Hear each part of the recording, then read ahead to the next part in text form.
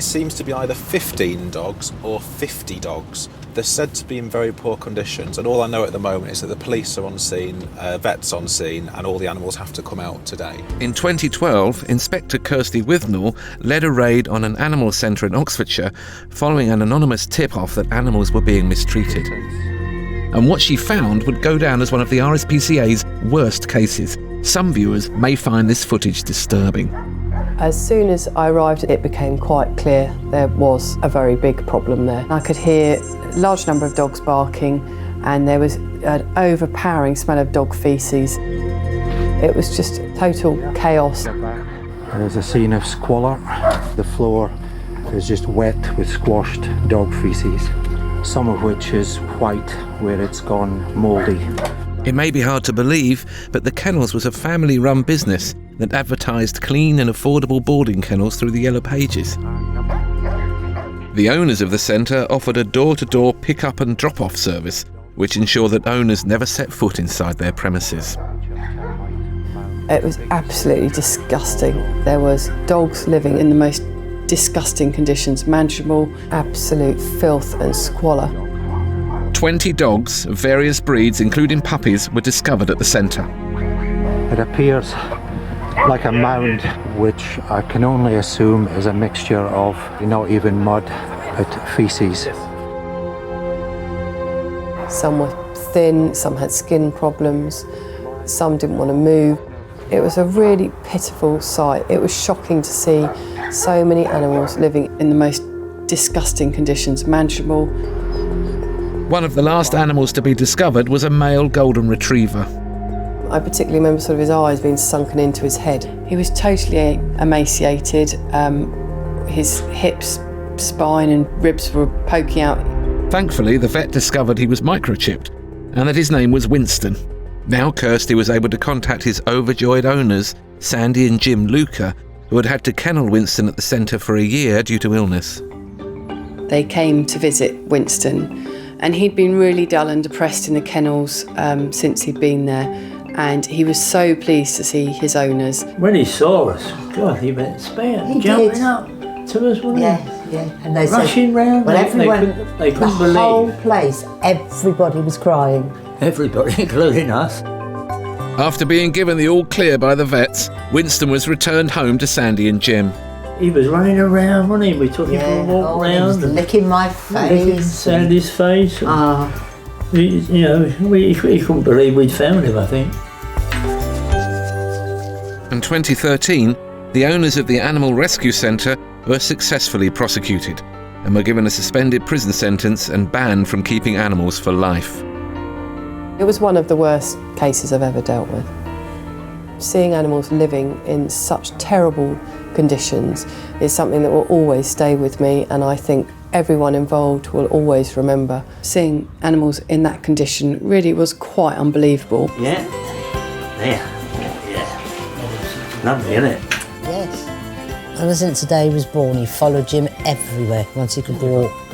He looks amazing now, and the difference is quite incredible. Shows you how strong a dog he is to survive the experiences he went through there. Winston had a very narrow escape. I brushed his head today. And Sandy and Jim know they're lucky to have him still with them. In May 2012, in a joint operation with the police and Trading Standards, the RSPCA raided this puppy farm in Greater Manchester. And it was one of the biggest Inspector Jason Bowles had ever seen. It's a hellhole, isn't it? Hellhole for dogs. Dogs were being kept in despicable conditions. When you've got faeces down there with mould on there, it's been in there for weeks. There's no watering with that dog, and that in itself is a welfare breach. And sadly, mothers almost bred to death. Body condition wise, teats are on the ground, being fed, but you can see that she's been overbred though. I mean, it's just, I've never seen anything like that. Some just didn't make it and were tossed aside. It is quite upsetting, and things that we're trying to avoid. We were too late for that dog. Tiny puppies taken from their mothers, abandoned and alone. Where is Mum? Why has she been separated? These defenceless animals wanted love, but instead they were abused, all at the hands of a father and son duo. No, they're not. What? At the end of the You're day, just a policewoman. You're nothing to do with animal health. For running an illegal, unlicensed puppy farm, these two were banned from having dogs for 10 years.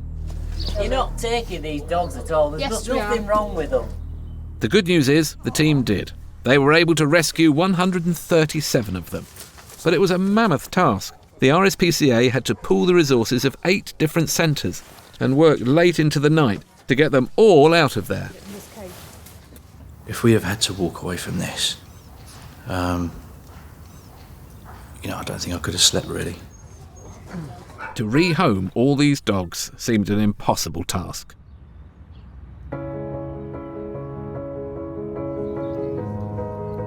But, remarkably, 1 year on, every single one of the 137 rescued dogs and puppies have found loving new homes across the country. And today, in a special event organised by the RSPCA, some of these special dogs and their new best friends have got together. Truffle was one of those overbred chocolate Labradors. She's come a long way since being rescued, but it's been a tough journey for her. She was in a terrible state. She couldn't walk, basically. She crawled along the floor. If she'd have stayed in the puppy farm as a breeding bitch, she would have just been bred from until she dropped dead. Luckily, she found a very loving home along with another established dog who helped her confidence tremendously, and she's doing very well. And these little guys could well have been her children. Well, these two ladies have rescued one each, and it sounds like they're settling in just fine. She was slightly overexcitable at first, but now she's part of the family and she cuddles up with the cats. And for these two, their previous lives are now a distant memory. But some habits die hard. We don't have a cat, but if the next door neighbour's cat was about, we had to watch him very carefully. Yeah, I think Pippa has learned how to drag me into the local pub, which is at the side of the canal, so we've developed a taste for walking and drinking together. Sounds convenient. So it's worked for them, and everyone else here too.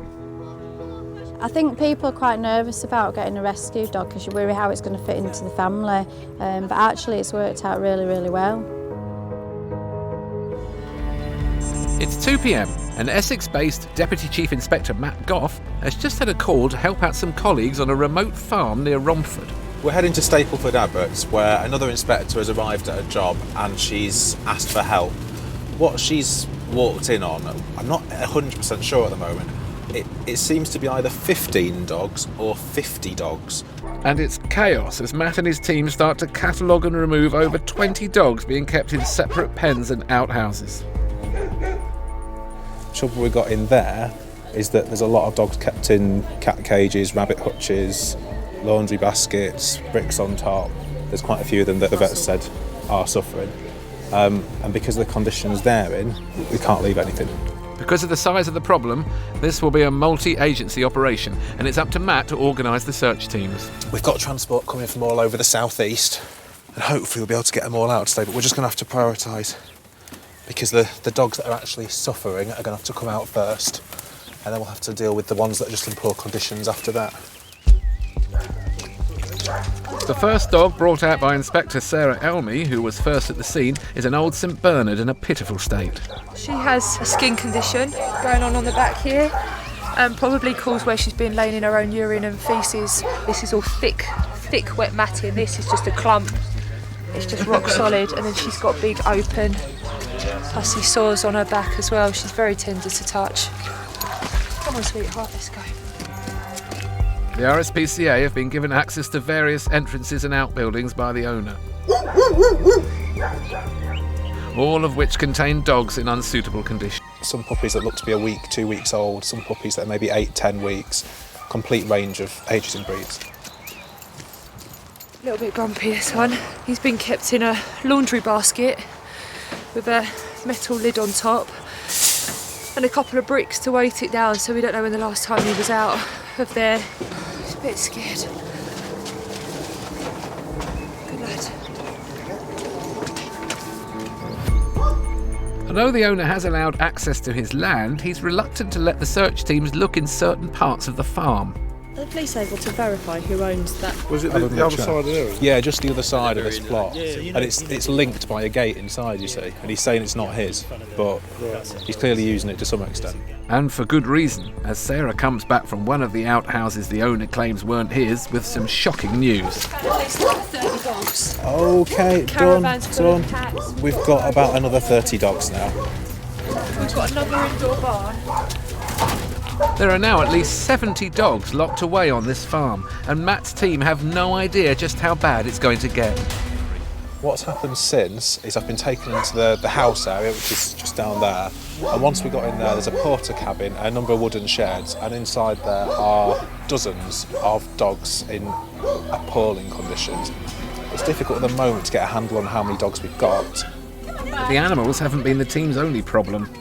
The person who owns the animals, he withheld some of the animals for us initially. So twice now he's admitted he's got more animals than he first let on. With the truth finally out, the dogs from the hidden buildings can be rescued, led by Inspector Sarah Elney. And it's immediately obvious that some of these dogs need urgent medical attention. She's got a tumour that looks like it's been left just to do whatever it wants to do. So it's obviously that this looks like it's burst, that looks like infection on the outside there. And she's reluctant to walk because of how long her nails are, because she's not been out of that cage for quite some time. The smell will be the infection that's coming out, which is the yellow and green pus coming out from the middle of it. We're going to take her straight to the vet, hopefully get that removed, get her some antibiotics and get her on her way to recovery, hopefully. The farm owner is also present and still seems to care about his animals. As a mother and puppy are removed, he asks Sarah to make sure she doesn't get cold. Having spent all day there, Matt has formed an opinion of what's gone wrong, and it's not just a straightforward case of neglect. I think the guy has just taken on far more than he can cope with. So it looks like a lot of the animals have come to him as rescues, maybe dogs that people have tried to give away. And it's a classic, I suppose, your classic hoarder situation. But unfortunately he's just taken on far more than he's able to provide for, and it's led to this. This is the mum and puppy. Puppy's about 3 to 4 weeks old. Kept in a cage, no food, no water. Mum was lactating, so probably should have had lots of water and food available. She's now, as a result of not having food and water available to her, has actually dried up. So she's not producing any milk, which is why the puppy's, you can see how thin and small this puppy is for 4 weeks. They're just relieved to be out. Very cute though. Good dogs. You've got room for 2.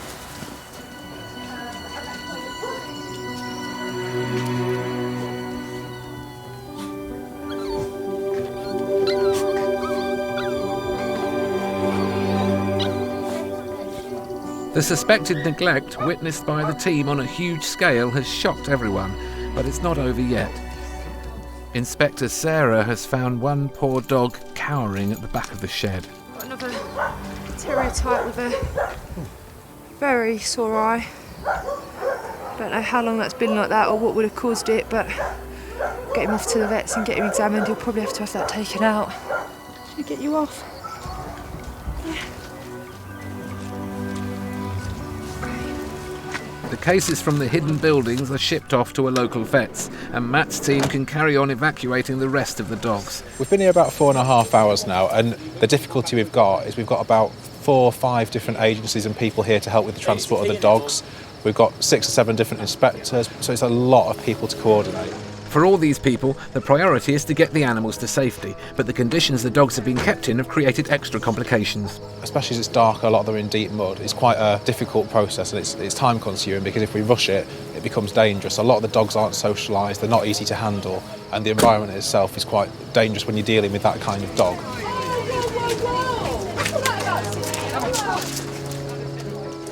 Many of these dogs have spent most of their days cooped up on this farm, trapped in cages and never seeing daylight. No, he's scared. Come on, come on. 6 hours after Matt arrived, dogs are still streaming out of the property.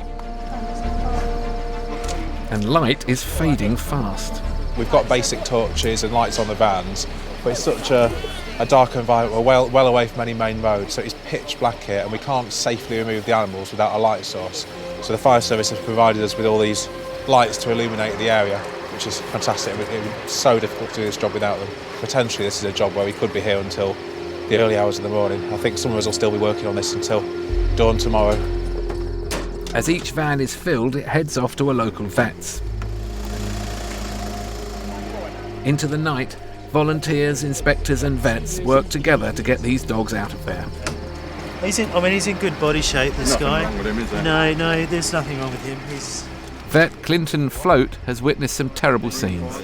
I've been a vet for 13 years and I've never seen anything quite like that. Just shocking, really. What's most troubling, really, is that the gentleman concerned, he just, I don't think he even realises just on what scale the problem is.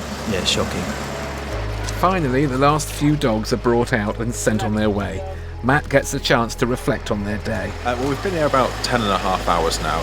In total, we've now got just over 70 dogs we've taken out of the property, and as far as we know, that's everything for tonight. All the dogs we've seen here have been removed. It's a tragic situation, but for Matt, it's much more complicated than a case of simple cruelty. I don't think he's a cruel person. I think things have very much got on top of him. He's taken a dog in here, he's taken another one in there to start with. He's built himself some makeshift kennels, he's converted some barns, he's carried on taking dogs in, and unfortunately he's one man trying to look after 70 dogs. He's still failed them, he's failed to meet their needs. Despite his best intentions, taking in unwanted dogs, the owner's kindness may have caused intolerable suffering to over 100 animals.